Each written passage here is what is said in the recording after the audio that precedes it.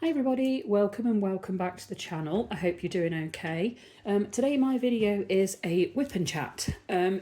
It's literally been months since I did one, so I thought it was about time.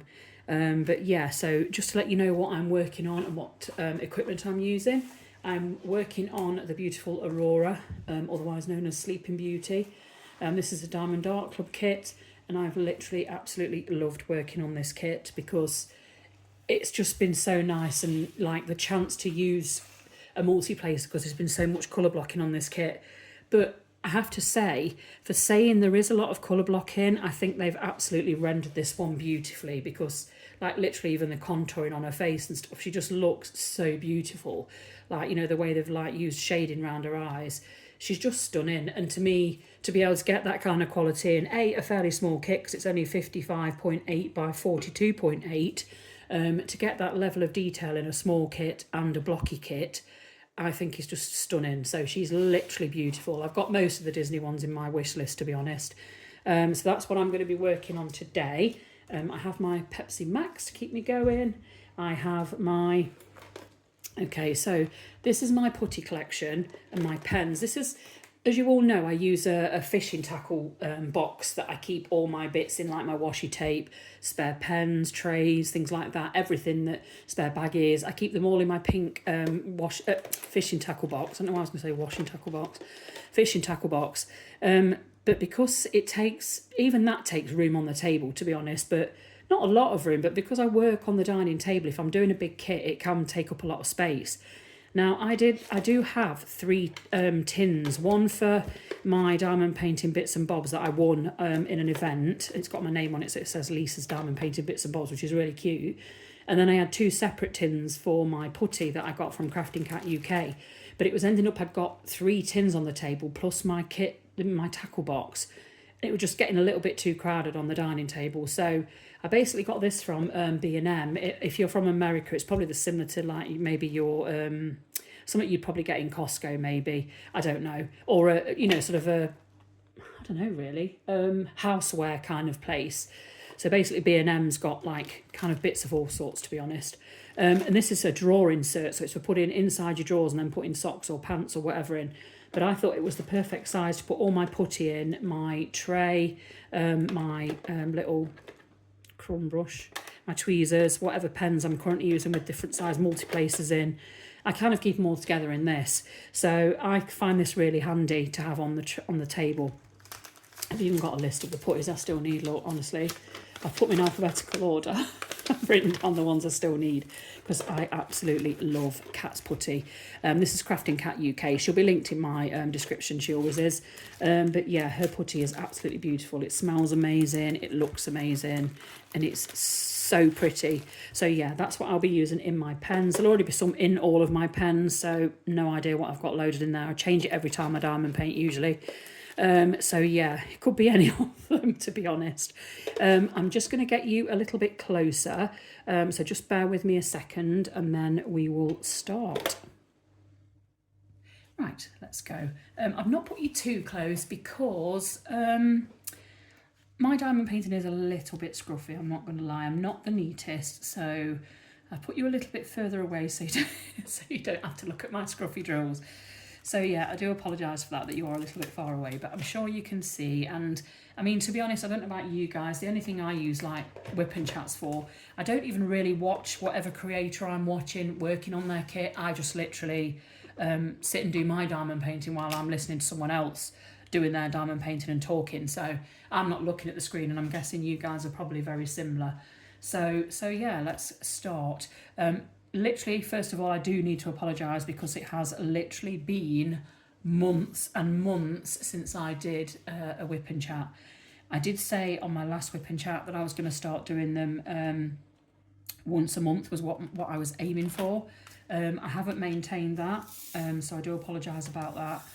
I'm not even going to lie and say I've been busy with this or I've been busy with that. Obviously, work's busy, life's busy, that's just the way it is. But in all honesty, like unboxings, post reviews, like stash videos, stuff like that, you know, they don't bother me. I don't find them remotely uncomfortable. But for some reason, when it comes to doing a whip and chat, I just kind of like literally, I fall apart. I feel like I'm like waffling. I don't know what to say. I'm not interested enough. So yeah, I do really struggle with whip and chats. I'm not going to lie. So you know, if it is a bit boring, I do apologise. I mean, if anyone's got any questions they want to ask me, I'm more than happy to answer questions. I'm a pretty open book, to be fair.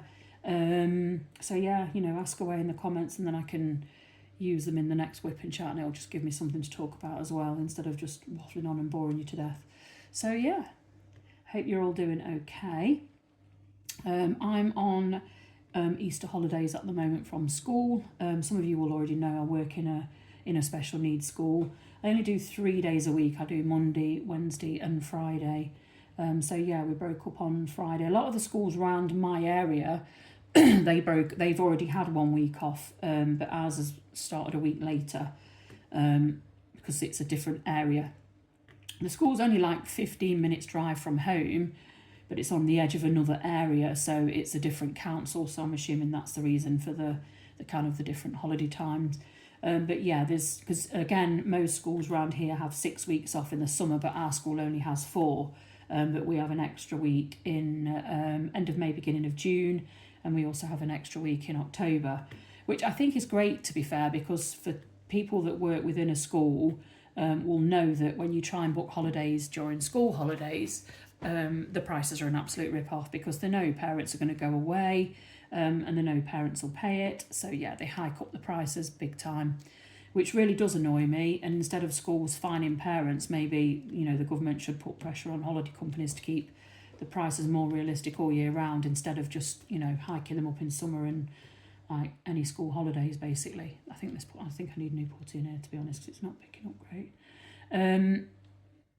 It's probably a few days old in this pen, to be fair, because I do switch up on pens as well, like depending on which one I'm in the mood for.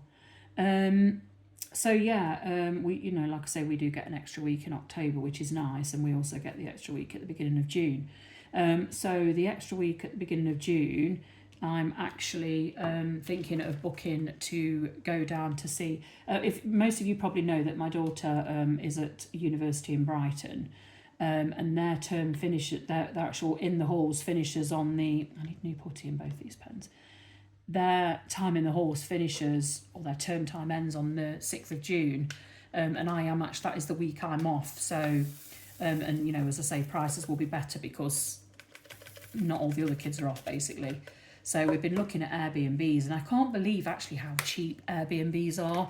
Honestly, if you've never done an Airbnb, I really, really recommend it, because they are such good value. I literally found one that was so basically, I don't know if you know much about Airbnbs. They're very different and very varied. There's some absolutely stunning ones on there that they call the wow ones, or oh my god ones, you know what I mean? Like, they're literally like, there's tree houses, beach houses, all sorts on there. But the one in Brighton I was looking at, it's someone's family home, but they've converted the entire like upstairs to be like you know, sort of like a separate accommodation to rent out. So you've got like your own lounge, you've got your own you've got your bedroom, you've got your own bathroom, and you've got a lounge with a TV, so you can like chill and watch telly and things like that. I think you might have had like a little patio area as well, like an upstairs kind of balcony type thing. I'm sure there was. But this particular lady did include breakfast, and she does the breakfast either she'll bring it up to your room for you, and you can sit and eat it in your lounge area, or you can go down to the dining area and she serves you in the dining area where you're sort of on your own anyway. But they are a family. They've got I think that one had a couple of dogs, and they said you're welcome to use their garden if you do want to sit out in their garden. So yeah, and like the reviews were absolutely amazing. But so for the room for a week, so a room with breakfast included every day, and it's a full English breakfast. It's a cooked breakfast, and you can have like cereal and fruit and stuff like that. So it was a really good breakfast, and it was like £472 for the week for me and hubby. And I thought, you know what I mean, you just can't go wrong at that. And Brighton is absolutely beautiful. It's such a vibrant city. It's very, very diverse. I mean, they class Brighton as the gay capital of the UK, so it is extremely diverse. There is lots of there's certain streets where literally every pub in that street or every bar or every nightclub is like gay bars, and it's just literally so diverse, honestly. And I just absolutely love it down there. I mean, we've only been, the first time we went was when we took Riley down to start uni there and set her up in Hull, so we were like literally there for 3 nights. But the beach there is absolutely beautiful. The pier's beautiful. It is such a nice place, and I honestly cannot wait to go back down there. So to be able to go down and stay for a week will be really great. I don't actually envisage we'll see much of Riley, because I think, to be honest, she'll be, because it'll be their like last few days in halls. I think she'll be out with her friends, because they're not going to see each other then until they go back in, I think it's about the 15th of September. So yeah, and I know they're going to miss each other over the summer. She's home at the moment for Easter holes, and I know, like, literally she's constantly messaging back and forth with her friends. So I'm really, really happy, to be honest, because the last couple of years of school were a real struggle, and we had a lot of issues, like mental health wise. I mean, I suffer with my mental health, so I fully get it. So for Riley to go down to university and set up the life she's got down there, and she's got amazing friendship groups, and like there's literally so many of them. When she sends us pictures when they're having like a kitchen party or whatever, it's just like literally looks so much fun. I did ask when we go down in June if I can go to a kitchen party, but she's outright said absolutely not. So yeah, I'm a bit disappointed. I might just have to see if her friends will invite me. I think I'd make the party, to be honest, but yeah, they won't let me go. So yeah, a bit disappointed, but I can make my own fun while I'm down there. But yeah, the beach is lovely. Like literally the place we stayed at, the Airbnb, because we stayed in an Airbnb then, the bedroom window from the place we were staying, you could see the sea, and literally when you got a bus into town, the whole length of the bus journey was running along the whole length of the sea. So to me that's just like crazy, because our bus route at home is just like literally looking at houses and shops or whatever, and no prettiness whatsoever. So to be on the bus there and just literally go via the sea, it was just so nice. And you can see all yachts out to sea, and the fantastic pier. So yeah, it's really, really lovely area. I definitely recommend, if you're a UK person, if you get the chance and you've not been to Brighton, I do recommend it. It's very, very pretty, very nice. So much to do as well. Like literally, I think I read that there's like 800 bars and restaurants and pubs and things like that. So there is absolutely plenty of choice, for whatever kind of place you need, whether you like, nice little fancy cocktail bars, or if you like, just a local pub. There's just literally something for everybody there, basically. Yeah, I've just tipped over my tray of drills. I can't remember what I said on my last whipping chat, to be honest. I think I did confirm that the test I'd had, where there was a concern for cancer, was like not cancer. As I'm sure I confirmed that on the last whipping chat. I'm also now sort of looking at some other tests that I've got to have done. I've recently had some blood work done, and it turns out that I've got really low vitamin D levels, so I've got to go on some strong vitamin D tablets for that. Yeah, because I'm literally like, I'm constantly tired. I've got a lot of brain fog. I mean, I've gone through the menopause, so I don't think it's that. I get a lot of joint pain, but like joint problems runs in my family, unfortunately. My mum and my sister have both had their knees replaced. My mum was about 60, I think, when she had hers done, and I think my sister was about 51. And I'm 55 now, so my right knee, I do have osteoarthritis now in my right knee, and some days it is super painful. I find flaring joint tablets help, but yeah, I really struggle with my knee. But also the doctor thinks there is a possibility that I may have sleep apnea. So I had to fill in some forms, and hubby had to fill some forms in about like, my snoring, because I'm horrendous. I literally sound like a train. Honestly, it's awful, because I've like recorded it and listened, and I'm like, yeah, it's really not good.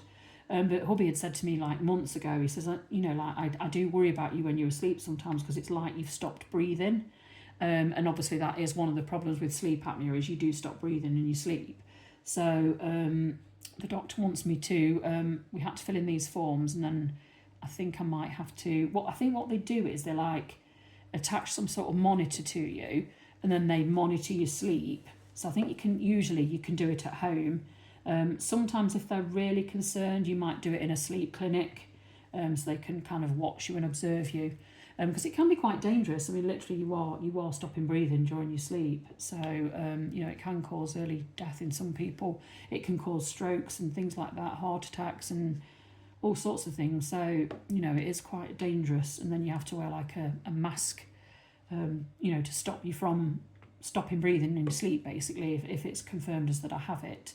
But I think it's like a fairly long process to get it diagnosed and stuff. So yeah, and I mean, I've not even took the forms back. I'm not going to lie, I do need to take them back. I filled them in, I've just not managed to take them back yet. But I do need to get that done because, you know, I need it looking into, really. I need to stop avoiding it.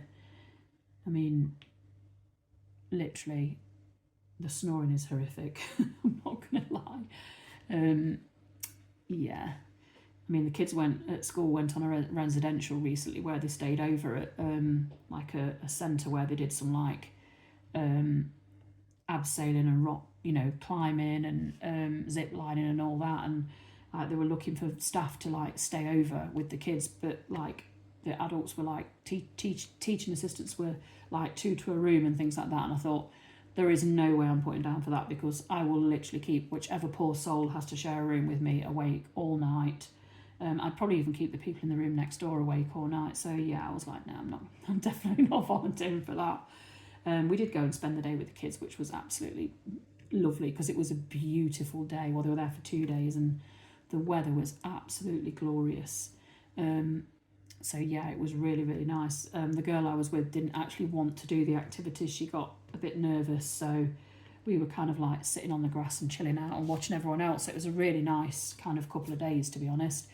And the kids that did stay over really, really enjoyed themselves, and it did go, you know, sort of incident free apparently. So yeah, it was a really good couple of days for the school, and you know, everyone enjoyed it basically, which was really nice to see. But yeah, so yeah, I'm still at the school.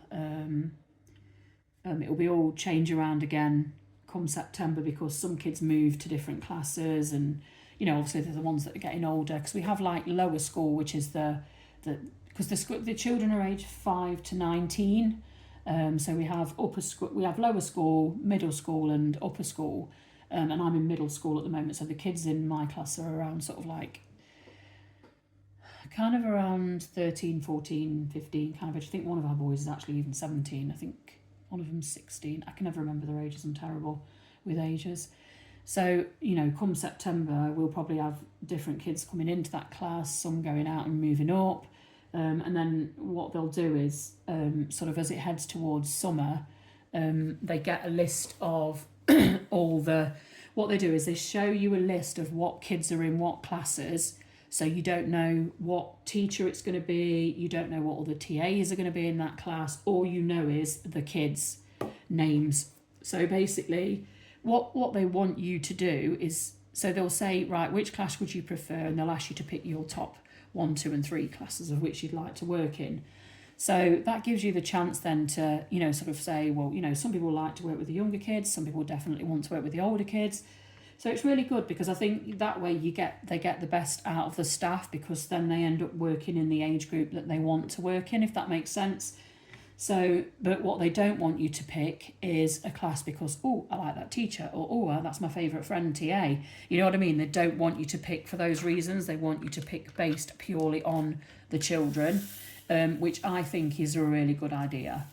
I mean, yes, you know, I mean, the staff there are fantastic anyway. You know, everybody that works there that I've interacted with is great. So there's no issues with who I end up working with. Obviously, you'll have people that you've like built up a closer bond with. But often that's just because you've ended up in the same class. I mean, I've been there for, it was a year in January. And I think, yeah, I've been in, I mean, you some days you do get to work and you think you're going to be in the class that you're normally in. but your class might be overstaffed, another class might be understaffed. So you do sometimes move to other classes anyway. So it's quite nice to like get to know other children and other staff anyway. I mean, most of the time you are in your class that you're normally in, but you know, as I say, you do have odd days where you move about. But then, you know, as I say, that's beneficial for when it comes September and you might end up moving anyway. So yeah, it's you know, they try and keep the staff happy. So they'll put a list out about, I'm sure it was about June last year, and then you put your first, second and third choice, and then, you know, see what happens. You might not necessarily get your first choice, but, you know, hopefully you'll get, you know, within your 3 that you want to work in, basically. So yeah, it'll be interesting to see what the new school year brings. But yeah, I'm still enjoying working there, and it's, you know, it's not an easy job, I will be honest. There are some days where it's really super tough. But then, you know, for every tough day, there's days where you're just like, you know, something amazing will happen, or, you know, you'll have an interaction with a child that's just like literally melts your heart. So like, I'm kind of like the class I'm in. We have a male teacher and a male TA, and then we have 2 younger female TAs and me, because when the kids are 1-to-1 basically. So I'm kind of like, I suppose I'm a bit like the mum of the group. That's how I feel sometimes. So yeah, I think the kids sometimes view me as that as well. So, you know, if anyone's like upset about anything, I'm usually able to comfort and, you know, help in that respect. And then, you know, sort of the younger TAs have the strengths of like that, you know, like, you know, say if a kid runs off, for example, you know, being 55 and with dodgy knees, I'm not the best on that score. I'm not really, I definitely can't run, let's put it that way. You know, so the younger TAs might be better in that respect. Well, they are better in that respect than me. I mean, I do get told off for putting myself down.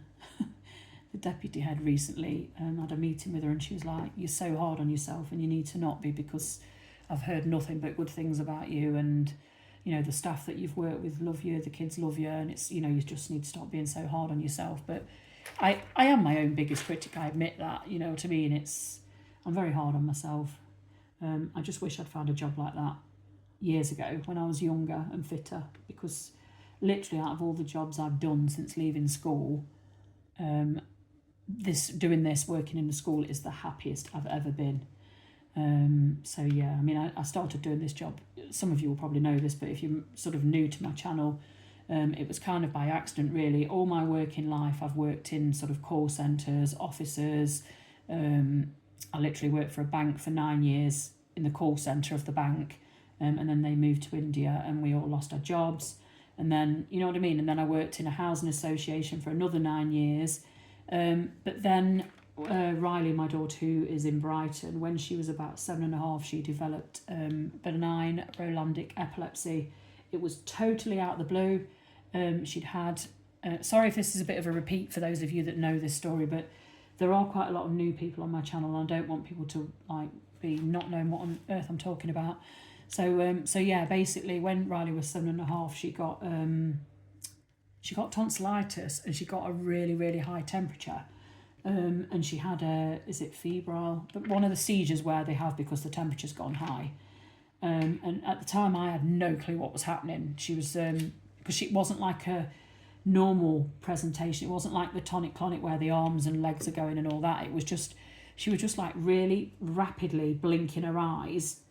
And it was like, and then once she stopped, it was like she wasn't there. She was just like so out of it and not focused. Then she just literally slept for hours. So we spoke to 111, and they said, yeah, it sounds like she's had, you know, a seizure. Keep an eye on her. You know, if never happens again, it may never happen again. Don't worry about it. If it happens again, then obviously, you know, look into it. So then a few months later, we went away for the weekend. We went camping, and on the way back in the car, she'd fallen asleep. And it happened again. Like Chloe was sat in the back with her, my older daughter, and she was like, "Mum, what's Riley doing?" And I like literally turned around, and she was doing it again. So then we did obviously then speak to a neurologist. Well, I went to the GP first, referred to a neurologist, and they said, yeah, we need to like send her for some tests, and they did some, like they attached loads of electrodes to her head, and then we went home with it. Or she had an MRI scan as well, which, you know, for a kid to go through an MRI scan is a big deal. Well, I thought it was a big deal. I was sitting there panicking, but they said to me, you know, we're going to put some headphones on you and play some music to you, so that it's, because I don't know if any of you have ever been in an MRI, but it is super loud. I had to have one at one point, and it's so loud. So they said to her, you know, we'll put some headphones on and play some music. They said, like, you know, Mum, she might be a bit scared of the noise, so yeah, we'll put these headphones on her. And they were like, you know, Riley, you must keep really still. But yeah, she was just lying there, like, you know, toes going to the music and loving life, basically. Just not remotely scared. And I was just sitting there bordering on tears watching her in this MRI machine. But, you know, she was just really chill about it, to be honest. So yeah. And then they said, you know, she's got benign Rolandic epilepsy. And basically, there is a point to this story, by the way. So basically, benign Rolandic epilepsy is something they get usually when they're young, and they grow out of it, you know, when they reach puberty. And that is what happened. Riley did grow out of it. We've not had any sort of seizures for years now. But basically what it means is the type of seizures that you have, they are like, they're during sleep. So they're just as you fall into deep sleep, or just as you're waking up from deep sleep. And then not long after the one in the car when we'd been camping, she had a really serious one at home, but that one was a full-on tonic-clonic, arms going, legs going. She'd felt it was coming on, so she tried to get from her bedroom to my bedroom, because it was like about 8:30 in the morning, and she'd literally collapsed on the landing at the top of the stairs having this seizure.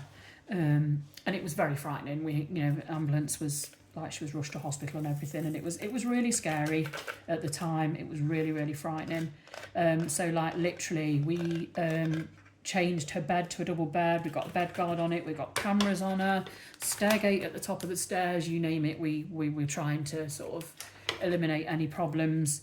And so like for the next 10 years, I think it was, we were literally, I was like on alert all the time. I'd often sleep in the bed with her because I was so scared. She got scared it was going to happen. I mean, we had ambulances to the house a few times because we had a few more serious ones. And in the end, because I was going to work still, I was driving to work and back every day, and I was like literally half asleep because I'd had hardly any sleep. So in the end, we were just kind of like, no, you need to stop working. So, you know, husband and I discussed it and was like, no, you need to be at home with Riley, really. You know, or even, like, she did have a lot of time off school with it, where she, like, had a seizure in the night, so she was really tired. It literally took it out of her, and I remember them saying to me once, like, for her little body, it will be like she's run a marathon when she has one. Even if it seems like a mild one, her body will react in that, yeah, it needs to shut down and have sleep. So yeah, I was getting a lot of time off work. I didn't get in trouble at work. They were surprisingly understanding. I didn't think they would be, but they weren't too bad. But I was like literally using up all my annual leave, and so we decided anyway that I'd leave work. So I left work, and then so I didn't work for 10 years. And then Riley obviously had grown out of it by this point, but by that point I was then helping with my two grandsons with my older daughter. So yeah, and you know, sort of plodding along at home. But then Riley was going to start uni, and everything was fine in her life, no more seizures. So I thought, you know, it's time to get myself a little part-time job, but I had no idea what to do, because I'd obviously worked, you know, previously I'd always worked in offices and call centres and things like that. So I didn't really know what I wanted to do. What I did know was I absolutely 1000% did not want to go into another call centre. That job, the last two jobs I did, and I did both of them for 9 years, I don't know how, because they literally made me so miserable. I just hated it, absolutely hated it, didn't enjoy it whatsoever. You know, constantly being shouted at all the time, and it's just not a pleasant job, and you're literally, you know, forced to sell stuff, and even though, you know, like, you can tell by the customer's tone they're not interested, you just felt like you were forcing it on them. I literally hated it. I was so unhappy. So I was really not relieved, not happy to leave work, because obviously it was for the reasons of Riley and seizures. But at first I missed people, because like on the days where Riley was at school or at home asleep, I spent a lot of time on my own, and I did feel a little bit isolated at first, but then I did get used to it, and I did think, yeah, I actually enjoy this. I do enjoy being at home, being able to potter about. But it did make me a bit like, not agoraphobic, I don't want to say that, but like literally, if it come to going out anywhere, I'd be like, oh, I don't really want to go. And I did kind of start to avoid like going out because I was so used to being at home. So other than school runs, I wasn't really going anywhere. But then, as I say, it got to the point where it was like, yeah, Riley's okay now, get myself a little part-time job. But I'd put on like Facebook, like literally, does anyone know of any part-time work going? Don't really know what I want to do. And a friend of mine worked at an agency, and she sort of private messaged me and said, why don't you come to me and we'll, be a TA? And I was like, I can't do that. I'm not qualified for that. And she was like, just give it a go. You probably enjoy it. And I was asked if I would be willing to work in a special needs school, which was absolutely fine by me. No issues with that. There wouldn't have been any issues anyway. But my one of my grandsons is non-verbal, so I kind of had a little bit of experience with it. So anyway, I went for the interview, and they were like, yeah, great, got the job. And yeah, like I said, I've been there ever since. But so literally now there's no way I'd want to do anything else, to be honest. Never. I mean, I'm 55 anyway, so it's not like I'm going to work forever, obviously, but but yeah, I mean, for the rest of my working days, I do want it to be in a school. I don't mind whether it's special needs school or whether it's, mainstream school. I don't mind either way.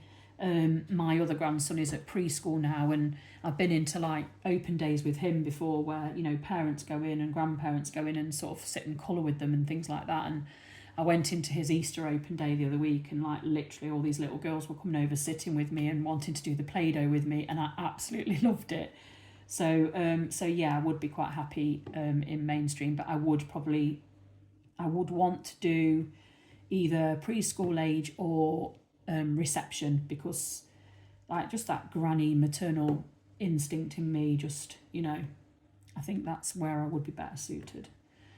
And the thing is as well, I wouldn't like to do sort of teaching assistant in older kids, because, well, let's be honest, when Chloe and Riley used to bring home their maths and English, I'd be like, what? You know what I mean? So like literally, maths has never been my strong point, I'm not going to lie.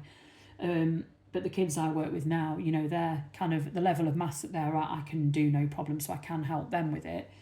But like literally, like remembering like adverbs and adjectives and all that, I was like, oh my god, like it's been a long time since I was at school. In all honesty, I did do a night course with my oldest daughter, and I did do a GCSE in English and passed it amazingly.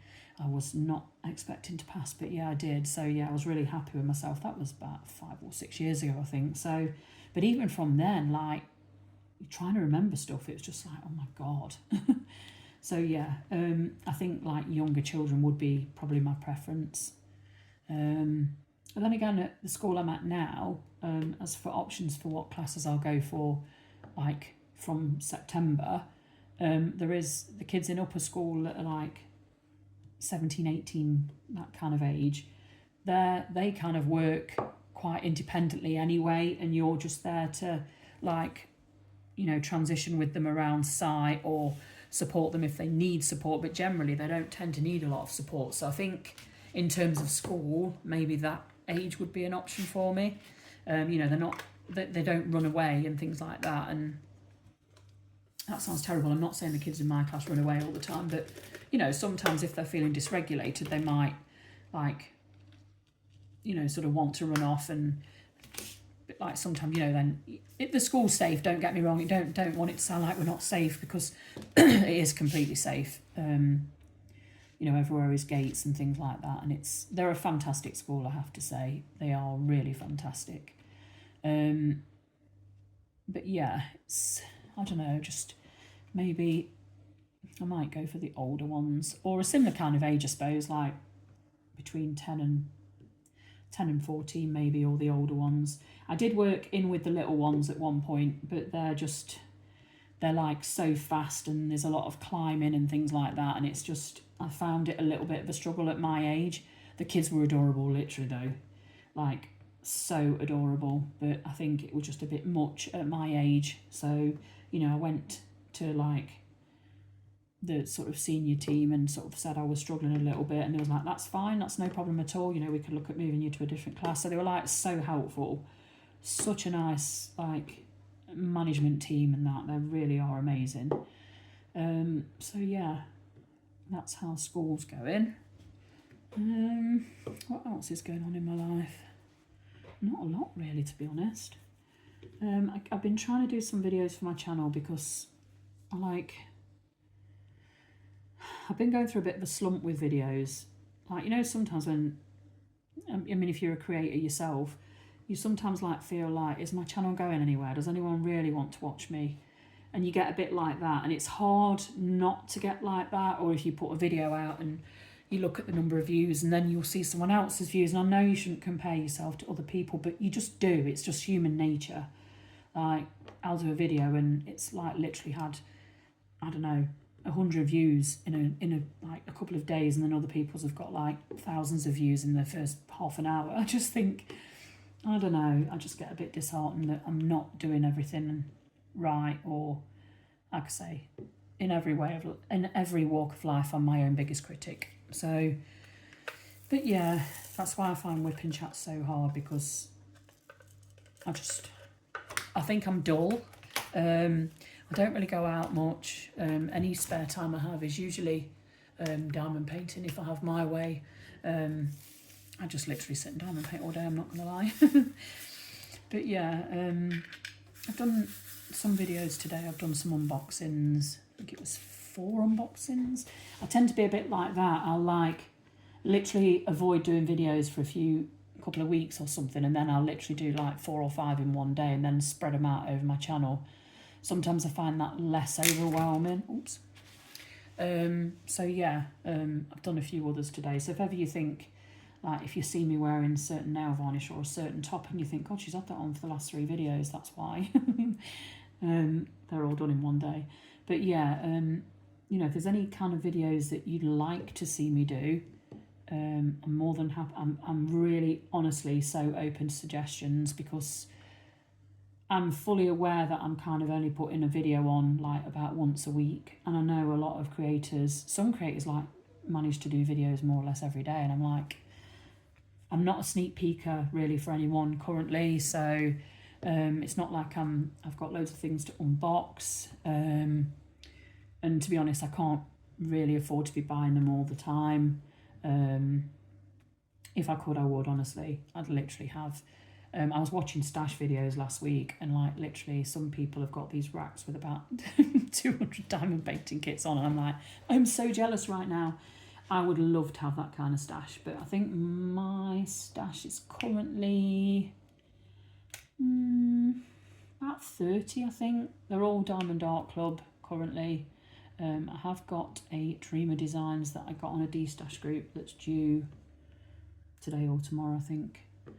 So we'll be doing a video for that one. It's their older, it was before they did upgrades, so not sure how I'm going to feel about it, but I will give it a go. And then I'll probably order one from them that's been a newer kit, so it'll be with the upgrades, and see what I think to the difference. State of this tray, look, there's so many other colours in here that shouldn't be in here. Sometimes there's a drill stuck in my tray and I just tip it into whatever pot I'm currently using. So I think, yeah, I'll pick it out later, and then just never do. So yeah, what are you all working on at the minute? Have you got any of the Disney ones? I literally love the Disney kits. The colour blocking on them is fab, and like this one, like I say, it's been such a pleasure to work on this kit. I think the rendering style is just absolutely beautiful on this kit. It's been rendered so well. Really has. For saying it's a small size and, you know, a lot of colour blocking, I just think the render on this is perfect. I mean, her face is just literally stunning. Look at her face. She's just beautiful. Her beautiful lips as well. Look, I've just literally loved every second of this kit. And like sometimes for me, if I'm working on a really massive kit, I just get so overwhelmed, and then I'll go for like a week of not diamond painting, and because I just can't face it. Whereas like the smaller ones, like, because my eyes are really bad as well, I've got terrible eyesight, So yeah, I do struggle sometimes. I've tried the magnifying things. I've tried using light pads. I don't know. It's weird. I'm a bit weird. I don't like. Excuse me. I don't like really working on a. Like, I know a lot of people use easels and tilting tables and things like that, but I don't know. I seem to prefer to work flat, and I know a lot of people don't, but I know a lot of people say they work on an easel or a tilt table because their back and shoulders ache, but I don't really find that. I mean, obviously, if I'm sitting here doing it for hours, I might ache a little bit, but I don't find it too bad. But like I say, I have tried using light pads, and I have got one. I've got a really good one. It's like an A3 size, I think. It's a decent size, and it's chargeable, so I can use it on the table and not have wires everywhere. And it is a really good one, but I don't know. I cannot seem to get used to using it, and I don't know why. I think it gives me headaches, and I've tried dimming it, you know what I mean, and then I think even the dimness makes my head ache, so I've literally stopped using my light pad. But yeah, I don't know, what do you guys do? Do you work flat? Do you have a light pad? So I know a lot of people said to me, oh, you know, light pad's a game changer, and obviously for a lot of people it actually is a game changer, but for me, I don't know. If I'm working on a really, really dark canvas, I might use it, but other than that, no, it's just, I mean, to be honest, because my eyes are so poor, I have started kind of, although I love dark arts, like Enis Guerrera from Diamond Art Club is literally one of my favourite artists. I love her work, and Enna Morte, you know, like the really dark kind of art ones. But my eyes just struggle so much. So I tend to now, when I order, I kind of go for bright coloured ones. It just seems to be a bit easier on my poor old eyes. So yeah, you know, I think that'll be me now really going forward. I think I'm just going to have to stick to the brighter ones. But yeah, I've got super stash envy of some of the ones I watched last week. I'm so jealous. I literally, it's the stuff dreams are made of for me. But then, to be honest, you know, in all honesty, because of how slow I diamond paint, if I had a stash of 200 kits, they'd outlive me. You know what I mean? I'd literally die before I completed them. And I know that might sound morbid, but it's a fact, you know, because I'm so slow. Literally, when I see, you know, when people do these videos where they show you these are the kits I've worked on, these are the kits I've completed this month, I'm like, geez, if only. I'm lucky if I complete one a month, you know what I mean? So and also when you see people's year in review, they've done what did I see one the other recently? This lady had completed about 75, 80 kits in a year, and I'm like, how is this lady doing this? Because there's just no way, literally no way I could complete that much, and I'm super jealous. So yeah, when you do ever watch my year in reviews, I think I've done 2 now, and they're I bet people watch it and think, really, literally, Lisa, is that all you've got? Because my year in review videos are so disappointing compared to other people's. Another thing I stopped doing videos, and maybe you guys can give me your opinion on this as well. That's if any of you are still even at this point. If you are, if you're still here, put me a purple heart in the comments. But yeah, I mean, I did used to do post-review videos, and then I thought maybe people will be bored of them when I do a year in review and they see the same kit again. So please tell me your thoughts on that if you're still here, because if you want me to do post-reviews of every kit I do, then I will, definitely. Another thing I wanted to ask, and I have asked this on a couple of the unboxings I did today, normally when I do an unboxing, I do actually go through all the drills and show you each of the drills and read out the drill numbers. But, sorry, just having a sip of Pepsi, bear with me. But I noticed on a couple of unboxing videos I watched recently of another creator, quite a few of the comments were saying, I'm glad you didn't read out all the drill numbers, it's so boring. And I thought, God, is that what I'm doing? Am I boring everyone? Is everyone skipping me when, you know, because YouTube Studio does tell you the average length that people watch your video, and sometimes that can be a bit disheartening as well, because you think, well, is it really worth me putting on a 25-minute video if someone's only going to watch 7 or 8 minutes of it? And literally, I don't want to bore people, do you know what I mean?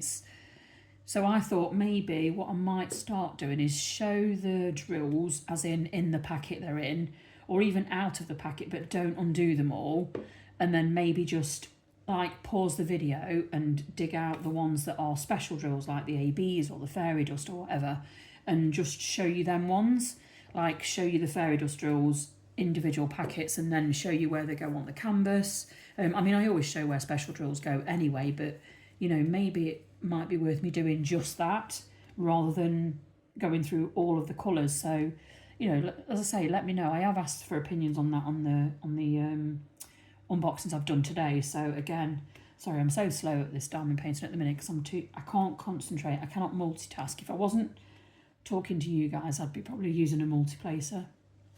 But when I'm doing a whip and chat, I prefer to just do one drill at a time.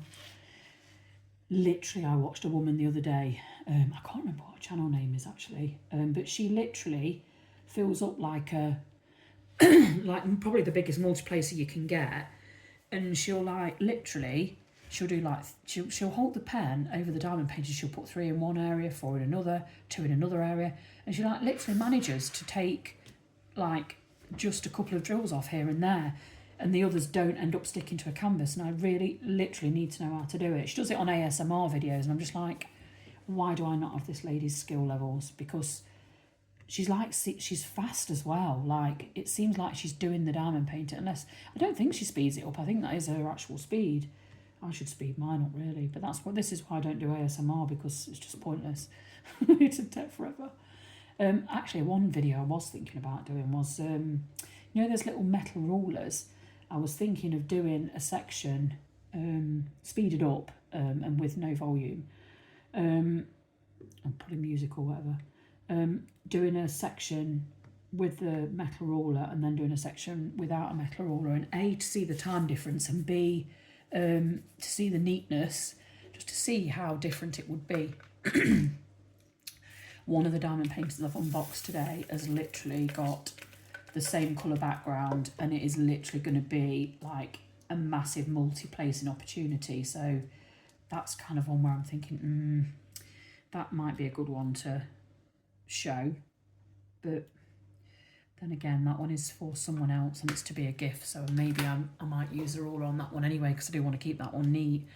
I get so stressed, you know, if I'm diamond painting it's for a gift, it really stresses me out, and I'm like, I try so hard to make it neat, and sometimes I'm just so not neat, and yeah, I get really anxious. I mean, another thing I want to know is, what do you guys do with all your completed diamond paintings? I know a lot of people put them on the wall and stuff, maybe. I mean, some people literally just put them straight back in the box. But I don't know, I just think like the ones that you don't give away and the ones that you keep, do you put them on the wall? If you do, how do you hang them? Like, I've been looking at those, you know, it's like where it looks like a curtain rail and then you just hook a diamond painting to it.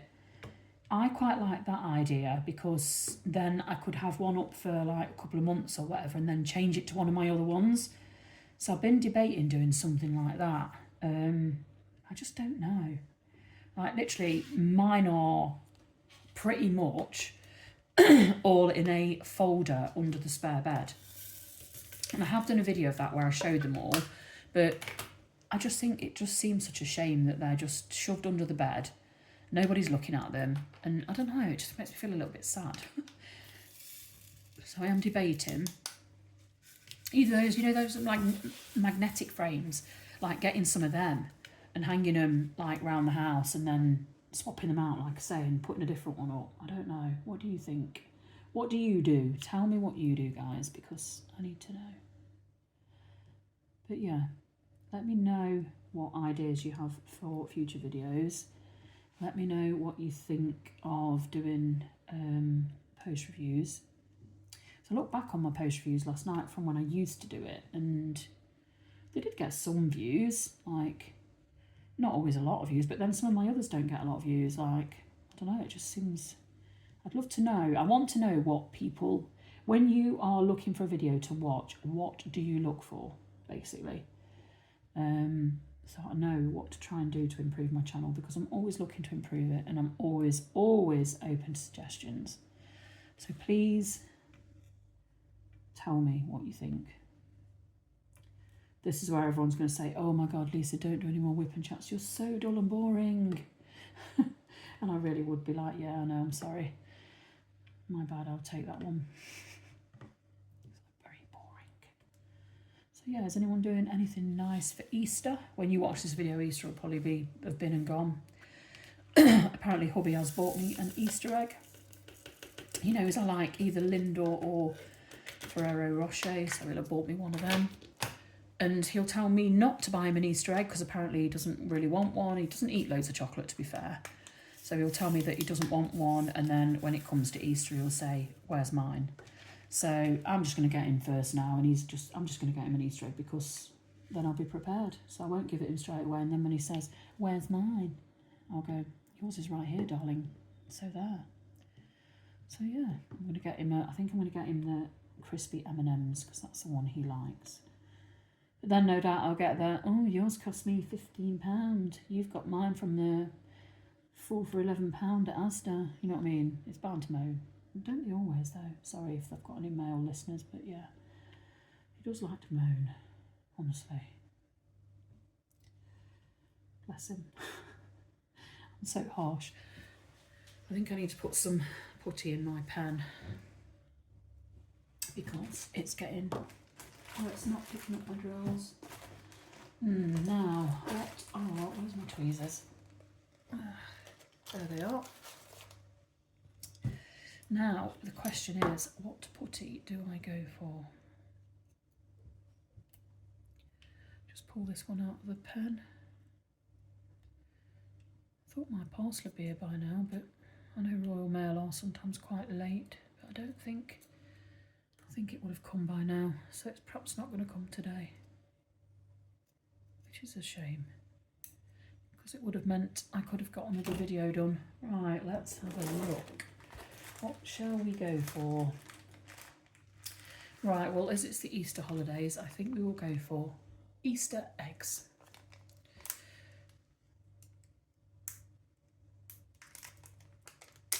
This one smells so good. Oh, it's literally like just pure chocolate smell. Can there be any better smell? Let me just... Sorry, I know you can't see me at the moment, but I don't want to lean on the bit that I'm working on. But yeah, I'm just shoving my multi-placer into the putty and giving it a wiggle to get the putty in, should I say. And just wipe off the extra. Honestly, this putty's definitely going to outlive me as well, you know. I've got so much putty.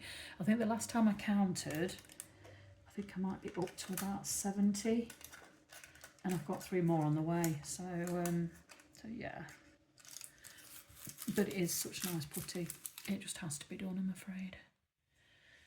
Hubby's always saying, how can you need so much putty? Why do you need so much putty? I mean, seriously. I've got to have every one, every smell, every... And obviously Kat does a lot of like seasonal ones, so Christmassy ones, Easter ones, Valentine ones. So, you know, you have to have them as well. And so, yeah. And she does new releases kind of like most weeks. So, and she does like a member's choice where everyone puts their suggestions. She's so good. Honestly, she puts like a poll out where people pick what scents they'd like to come up. You know, what scents they'd like to see, and people put their suggestions, and then you know, sort of the 2 that are like, then we vote on it and like which ones we want, which ones we like the sound of, and whoever's choice gets picked, they get a free pack of putty. So it's quite nice, really, because you then see ones that people have specifically asked for. But yeah, I've got a lot of putty. I've got literally some, they're just so beautiful though. Some of them are just, I mean, this Easter eggs one is, it is literally just like a brownie sort of shade with gold shimmers in it, but some of them are like literally so pretty. I need to do like a video showing all my putties. I'll probably do that once my latest ones come. because I've ordered ones that I haven't added to my collection yet. There's been weeks where I have missed, like, for whatever reason, missed the like new releases. But there's not many of this colour left. I mean, literally, there is only that bit now in the flower where this colour is, but yeah, I don't think there's a ratio of many spare drills available for this colour. Oh, Lisa, that was shocking. Honestly. I should just single place and not try multi-place on camera because it's embarrassing how bad I am. Honestly, this is another envy I have, not just stash envy, but multi-placing skills envy as well. Like when I watch some of the big creators do their whipping chats and they're literally loads of drills on the pens. I'm like, why can't I do that? I think for me a lot of it is because I'm just too fussy. I get too stressed out in the straightening the lines, and I need to relax a bit more, I think. Yeah, I mean, there is going to be enough of this colour, but I think it was pushing it a bit. I don't know what ratio they have, like, of extras. I mean, every company does give you extra drills. But yeah, I don't know what the ratio is. I'll tell you what else I need to place an order with, Diamond Art Studio UK. They have got some really, really nice ones coming up. I know they did a pre-order recently of some kits coming up, and there's some absolutely beautiful kits coming up. So I definitely want to make an order with them when their new releases arrive. What do you guys think to all this tariff thing at the moment? I mean, don't get me wrong, I'm not trying to get anyone into a politics conversation. Politics is not my thing. Not into it. Don't follow it particularly in this country. I've never been a fan, to be honest. I know perhaps I should be, and I should probably keep more of an eye on it, but I don't know, to me it all feels a bit like everyone makes promises of what they'll do when they get in, and then it just feels like I don't know. I'm not getting into it because obviously it will upset someone, and that's the last thing I want. But I don't really know a lot about Trump, so again, I'm not going to get onto that bandwagon or conversation because I know a lot of people really like him. I think he's a bit like Marmite, into you either really like him or you really hate him. Not gonna give my opinion on him, to be honest. I don't really know him that well, but I do have an opinion, but it's just not worth kind of voicing it really. But like, I just worry about the small businesses with this tariff thing. Like big corporate businesses are obviously going to struggle as well, but it's more like the little people, like the little small businesses and that are really going to struggle. I just wonder how it's all going to end. You know what I mean? I know he's done like a U-turn on some of them, but I don't know. Obviously, he still seems to be in a battle with China. And obviously we all know that a lot of like diamond paintings, come via China. So, what's going to happen? Like, there's more important things in the world, obviously, than diamond painting. Obviously, I don't mean it to sound like that's all I care about, but I do care about any small business because, let's face it, with cost of living crisis, everyone's struggling and every penny counts, it seems, these days for everyone pretty much. If you're lucky enough and not to have to worry, then, that's great, good for you, and I'm happy for you, and I wish I was the same. But yeah, I just find it crazy that in this time, like 2025, we've still got like countries and things that are like, the poverty in certain countries could be like probably eradicated by a couple of billionaires, multi-billionaires, you know what I mean? It's just like, honestly, if I ever won the lottery, there'd be so many charities I'd want to support. So many animal charities I'd definitely want to support. I'm a huge animal lover, and when I see some of the things that happen to animals around the world, it literally breaks me. If I see a video come up on Facebook of something really awful, it haunts my dreams for months. I literally can't stop thinking about things, and then it really gets to me, and I struggle to sleep. Same with like when you see like cruelty to children or crimes against women or racism, homophobia, all these things. Just like, it's 2025, we shouldn't be seeing any of this anymore. It shouldn't be a thing. So yeah, I'm very like anti any kind of hate in any way, shape or form. I'm a live and let live girl, let's put it that way. I don't care what someone's skin colour is, what someone's sexuality is, what religion they are, where they come from. I literally don't care. We've all got blood and bones underneath our skin. I don't think it matters. And I just think there's so much hate in the world, and it just makes me really sad. And crime as well, like literally some of the crime is getting just crazy. Like, you know, people going into like a kid's dance class, a man stabbing loads of kids, and I don't know. But like, yeah, obviously someone, if they've got like some serious like schizophrenia and, you know, like health issues that needed addressing, it's more as well like that they've been failed previously, where they've been like in care of a hospital of some description, and they've been allowed to leave, and then they go on to kill people. And I just think there's so many things that could be avoided in this world, and I think the world would be a lot nicer place if mankind was just a little bit nicer to each other. God, that's depressing, isn't it? Sorry guys. Should we talk about something else? Yeah, let's change the subject. Sorry, I didn't mean to bring everybody down. I do apologise. There's just things play on my mind, honestly. What kit are you working on? While I'm waffling away, are you working on a diamond painting? Or are you doing crochet, cross stitch, colouring? Because obviously, you know, drag out whatever you're working on to work alongside me. You know, it's nice to know what other people's hobbies are. I used to do a lot of cross stitch, but my eyes just aren't good enough anymore, so I stopped that quite a long time ago. Diamond painting is literally my only hobby now. I did debate starting needle felting, but I did one and it was literally awful. So yeah, I've not done any more of that. I knit the odd blanket. I can't crochet. My daughter crochets and she is amazing. That's my oldest daughter. She has literally done some amazing works of crochet. Actually, I'll put on the screen now. I will put a couple of pictures of some of the ones that she's done. She's like, you know, she's in her mid-20s and she's like, loves crochet, and she's like a little old lady sometimes, I think.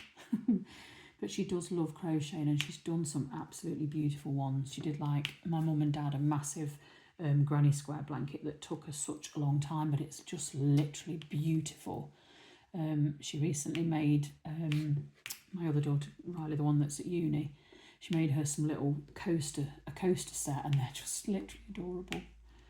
She needs to make me something. I think I'm literally one of the only people that's not had something made so far. She's made like blankets for all the babies in the family, and like the kids as they're sort of toddlers and growing up, she's like making them things. But yeah, I'm yet to be made anything. Oh, she made me a coaster once, I think. Sure she did. Yeah, she did. But yeah, she needs to make me something else. I need something. I don't know what though. I'll have to have a think about that. She did my sister a really nice bag. I don't know what images I'm going to put up, so I might have mentioned one of the things that she's done. But yeah, she did a bag for my sister that my sister wanted for a holiday abroad. She wanted a bag and she like lined it and everything. It was just so nice. I'll probably try and find that one actually to show you. But yeah, there'll probably be some images up on the screen, or will have been. I'll probably stop showing them by now. But yeah, do any of you guys crochet? I did watch like a YouTube like teach yourself to crochet, and I just can't do it. I cannot fathom it. I think it's the way you hold the needle and the way the wool goes around your fingers. I just can't seem to get it. Whereas like Chloe is completely self-taught. So the things that I've showed you on the screen, she has literally taught herself to crochet from YouTube, and I just find that crazy. But whether it's because like I'm older and my brain doesn't take things in as easy, I don't know. But she's just literally fully self-taught via YouTube. To be fair, actually, I did learn how to cast on and cast off when I do knitting, because every blanket I've knitted for the babies in the family, I've always had to say to Chloe, can you cast on and cast off for me? Because I can knit, because my mum taught me when I was a kid, but I've never been able to cast on and off. And then the last blanket I did, I thought, you know what, I'm going to learn myself so that I'm not having to ask Chloe all the time. And I did learn from a lady on YouTube how to cast on and cast off, and I was so proud of myself. But yeah, like learning to do a whole other crochet. There's literally a row of drills there, a lot that have stayed in the tray. I think they were from, no, they weren't that one. Which one? Or there was maybe number 2. Not that it matters anyway, because I shouldn't need them. That's another thing. What do you guys do with spare drills? Are you one of these people that like literally has those boxes and cardboard and stuff, and you actually store all your spare drills? Because I used to save all my spare drills, but they were all just shoved under the bed in a carrier bag, just literally loads and loads of drills. And I never did get around to sorting them out. And then recently I thought, you know what? I've been diamond painting since the start of lockdown, and I have never ever, and I know a lot of people have, so this is not, I'm not throwing any shade at anyone, but I personally have never ever run out of drills on a diamond painting that I'm working on, never. And then so like I started at the beginning of lockdown diamond painting, and I'd been saving all these drills all that time, and I just thought, you know what, I can't be bothered. That sounds really terrible and lazy and lame, probably. Lame. But yeah, no, I cannot be bothered to get these boxes out and put all my drills away like spares. I've just not got it in me, guys. I really haven't. I'm sorry. And if you do save, good on you, because, you know, they're not going into the rubbish and stuff. But I mean, I see that I did join a group where people show what they do with spare drills and stuff, but like literally, I think that from the diamond painting kits I've got are going to outlive me, so I just don't have the time to start creating my own things. You know what I mean? So yeah, I did actually put them on Vinted. I got rid of the whole lot. I put them all together and, you know, put them at a really cheap price on Vinted and got rid of them all. Because I thought, well, someone might as well use them for, you know, like when people use them for Heaven and Earth design type kits. I thought, well, you know, someone could maybe do something like that with them. So I did get rid of them. But now the only drills I save are special drills. And literally I've decided I'm just going to save them, because then if I need to enhance a kit, or I feel like I want to enhance a kit, I can. And that's the only ones I now save. But I mean, do you save all yours and put them in those nice little neat boxes, or do you just, like me, just get rid of them all? Be interesting to see how many do and how many don't keep them. My two bestest diamond painting friends, Kat and Laura, I don't think either of them keep spares. I think they both are non-keepers of spare drills. But it'd be interesting to see what you guys do. I don't think a lot of UK people watch my channel, to be honest. I think, according to YouTube Studio, most of the people that watch my channel are from America. So yay, thank you, Americans. It's very nice of you. Yeah, the UK is few and far between, I think. Not many UK people, which is another thing. If you are a UK person, why don't UK people like me? Why are the UKers not watching me? I don't know. I don't get it. Maybe just because America's bigger. I don't know. But yeah, I think it's like 80-something% of people that watch my channel are in America. So yeah. If you are a creator, and I know a couple of creators watch my channel, where do you find most of your people are from? Inquiring Minds wants to know. I tell you what else I like to watch while I'm diamond painting, or not watch, listen to. I like listening to true crime. I'd never done it before, and then recently I started watching a true crime series on dark and creepy diamond painting. And it's like, I was so fascinated. And she's so good at reading them out. She makes it sound like you really want to know the answer. Do you know what I mean? Like, I've only ever listened to one other person. It was okay, but it was nowhere near as good as Mushmello. So I will link Mushmello's channel, actually, because if you do like true crime. Her series is a really good one. So yeah, I'm working my way through them, going back to the very first one she did and then working my way through them, but I really do enjoy them, and I really didn't think I would. I thought that would definitely not be for me. I mean, she has trigger warnings and stuff on the beginning for obviously certain issues that get raised, but yeah, she's definitely worth watching. Oh, I finished this section, and I've been boring you for an hour and 10 minutes. How have you survived? Is anyone still there? Probably not. You've probably all ditched me by now. Sad and lonely. Nobody's watching. I know I said earlier if you're still watching to put a purple heart, but if you're still watching, put a... Ooh, what can we have? What emojis are there? Something that relates to a princess, being as though I'm doing a Disney princess. So yeah, something that you feel relates to a princess. Surely there's a crown or something. There must be, surely. Yeah, I'm going to finish this section, and I've got, what, 2 more drills to place, and then I'm going to love you and leave you. And probably get some hoovering done, have a quick tidy around because it's, what time is it? It's like 3:10. So hubby will be home within the next probably hour, and I might just yeah, have a hoover around, chuck some more washing in. I've done the pots. I like to get, I'm one of these people that I can't sit down to my diamond painting until I've done my chores. So like most of my chores I have already actually done, but yeah, I do like to get everything done before I sit and diamond paint. Do you like my loom band bracelet? One of the kids at school gave it me, which was really sweet. So yes, thank you so much for joining me for this long and boring whip and chat. I am sorry if I've, you know, oi, wake up. No falling asleep on my whip and chats, guys. It's not on. So yeah, thank you so much for joining me. Take care of yourselves, and I will see you in the next whip and chat, which will probably be about 8 months from now. No, I will try, I promise. Take care of yourselves. I'll see you soon. Bye-bye.